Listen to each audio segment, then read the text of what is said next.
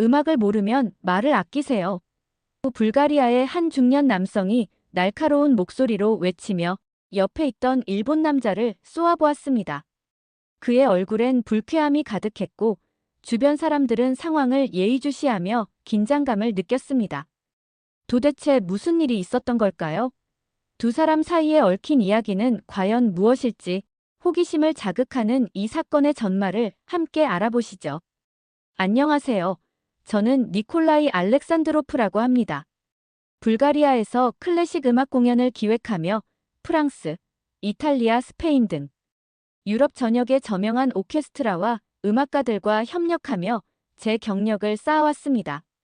제 이름은 클래식 음악계에서는 품질 보증처럼 여겨졌고 제가 기획한 공연은 늘 성공을 거두었습니다. 하지만 솔직히 말씀드리자면 저는 한국 음악에 대해 상당한 편견을 가지고 있었습니다. 동양 음악이 서양 클래식 음악의 깊이를 따라갈 수 없다는 고정관념이 있었기 때문입니다. 어릴 때부터 음악은 제 삶의 중심이었습니다. 저는 음악을 통해 사람들에게 감동을 주고 각 문화의 아름다움을 연결하는데 제 인생을 바치기로 결심했습니다. 결혼 대신 경력에 전념했던 것도 같은 이유였습니다. 그러던 중 한국의 음악 칼럼니스트 이채윤 씨로부터 초대를 받게 되었습니다. 처음에는 정중히 거절하려 했으나 이채윤 씨의 열정적인 설득과 한국 음악에 대한 설명을 들으며 호기심이 생겼습니다. 결국 저는 서울에서 열리는 한국 전통음악과 현대음악의 융합 공연에 참석하기로 했습니다. 저는 한국 음악과 문화를 더 깊이 이해하고 싶어 한국 방문을 계획했었습니다. 특히 서울에서 열리는 전통음악 페스티벌에 직접 참석해 한국 음악의 매력을 체감하려는 마음이 컸습니다. 이미 한국에 대해 좋은 인상을 가지고 있었기에 이번 방문은 제 음악적 세계를 확장할 기회라고 확신했습니다. 하지만 한국을 오지 못한 예상치 못한 문제가 발생했습니다. 계획했던 날짜에 맞춰 비행기표를 예약하려 했지만 당시 항공편이 거의 매진 상태였습니다. 팬데믹 이후 항공 수요가 폭발적으로 증가하면서 항공권을 구하는 일이 평소보다 훨씬 어려웠던 것입니다. 몇몇 항공사에 연락을 취해보았지만 그마저도 실패로 돌아갔습니다. 저는 마지막으로 대기자 명단에 이름을 올려놓았지만 결국 제 차례는 돌아오지 않았습니다. 설상가상으로 이미 예정된 일정과 공연 기획이 겹쳐 다른 날짜로 조정하는 것도 불가능했습니다. 그렇게 저는 한국 방문 계획을 취소해야 하는 아쉬움이 있었습니다. 마음이 무거웠습니다. 한국의 전통음악과 현대음악의 조화를 직접 경험하며 새로운 영감을 얻고 싶었던 제 기대가 무너졌기 때문입니다. 당시 저는 제 아쉬움을 이렇게 표현했습니다. 음악은 멀리서 들을 수도 있지만 그 뿌리와 혼을 느끼려면 직접 그 땅을 밟아야 한다고 믿습니다. 기회를 놓친 것이 아쉽지만 반드시 한국 땅을 밟고 그 소리를 가까이에서 느끼고 싶었습니다. 그 후로 저는 마음을 다잡고 한국 음악을 더 깊이 공부하기 위해 책과 영상 자료를 찾아보기 시작했죠.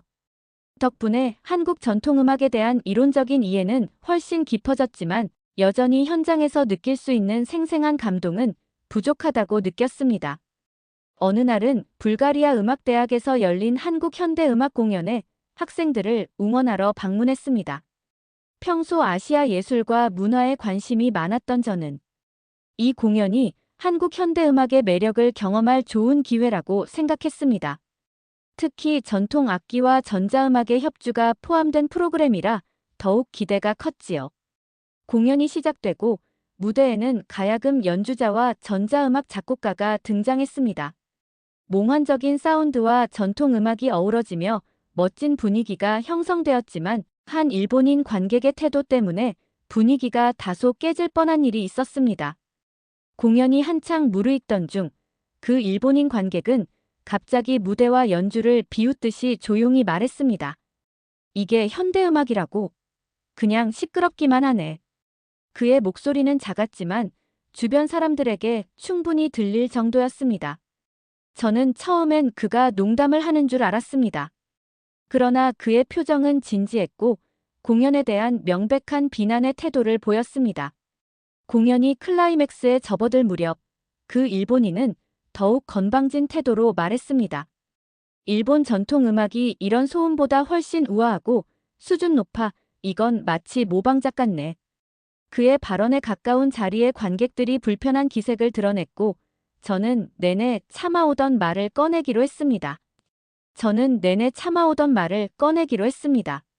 지금 이 음악은 전통과 현대를 결합한 독창적인 작품이에요. 각 나라마다 예술을 표현하는 방식은 다릅니다. 비교하려는 시도는 당신의 시야를 좁게 만들 뿐이에요.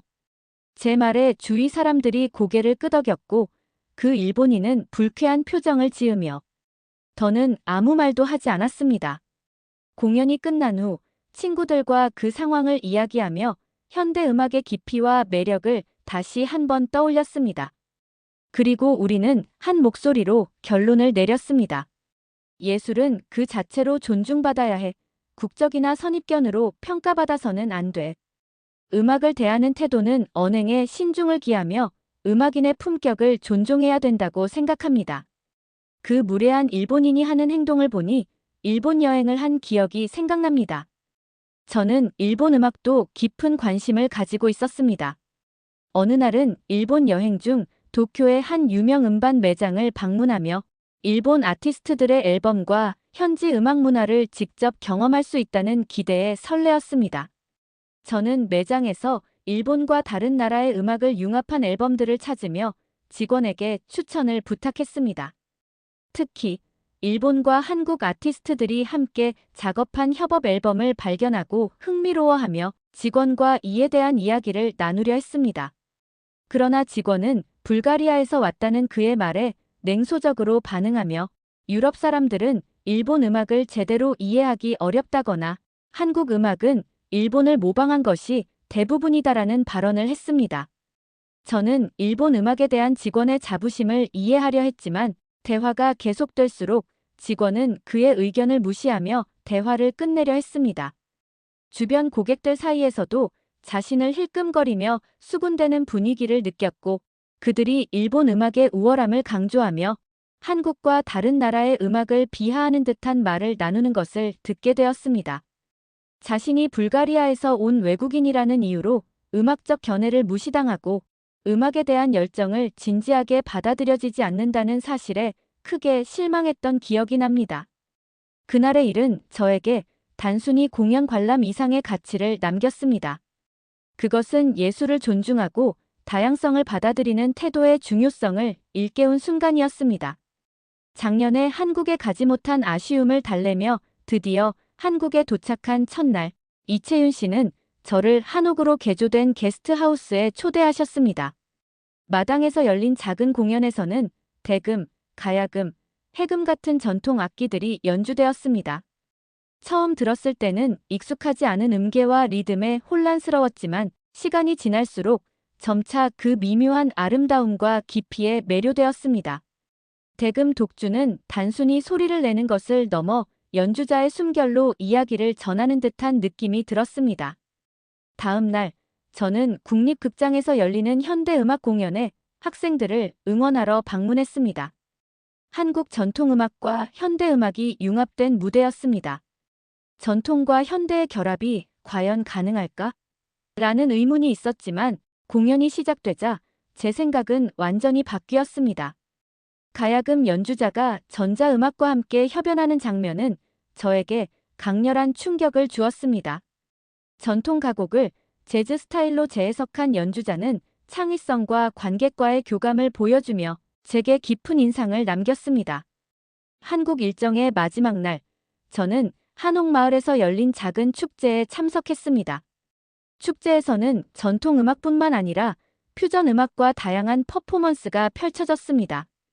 이곳에서 대금과 바이올린의 듀엣을 감상했는데 서양과 동양의 음악적 조화가 완벽히 어우러지는 순간을 경험하며 제 편견이 얼마나 좁은 시각이었는지 깨달았습니다. 세계 여러 나라의 모든 음악이 저에게는 특별한 경험으로 다가왔습니다. 하지만 한국에서 만난 음악은 제 마음을 깊이 울리는 묘한 힘을 가지고 있었습니다. 서울에 머무르는 동안 저는 인사동을 거닐다 우연히 작은 전통찻집에 들어갔습니다. 문을 열고 들어가자마자 고요한 찻집 안에 퍼지는 가야금 소리가 제 귀를 사로잡았습니다. 한복을 입은 연주자가 가야금을 연주하고 있었고 그 선율은 마치 시간이 멈춘 듯한 감각을 불러일으켰죠. 차 한 잔을 손에 들고 연주를 들으며 저는 어느새 마음이 따뜻해지고 차분해지는 것을 느꼈습니다. 가야금 소리는 제가 기억하지 못했던 어린 시절의 추억을 떠올리게 했고 그리움과 따스함이 함께 밀려왔습니다. 그날 이후 저는 한국의 음악을 더 깊이 들어보고 싶다는 생각이 들었습니다. 채윤 씨에게 부탁해 국립극장에서 열리는 국악 공연을 예매하고 설레는 마음으로 공연을 보러 갔습니다. 웅장한 무대 위에서 펼쳐진 판소리 공연은 그야말로 압도적이었습니다. 특히 소리꾼이 심청가를 부르며 심청의 깊은 효심을 표현하던 순간 저는 눈물을 참을 수 없었습니다. 소리꾼의 목소리에는 한과 절제가 담겨 있었고 그 안에서 묘한 슬픔과 아름다움을 동시에 느낄 수 있었습니다.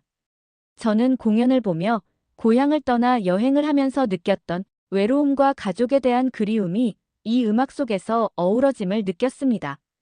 음악의 감동은 여기서 끝이 아니었습니다. 다음 날, 저는 홍대 거리에서 우연히 버스킹 공연을 보게 되었습니다.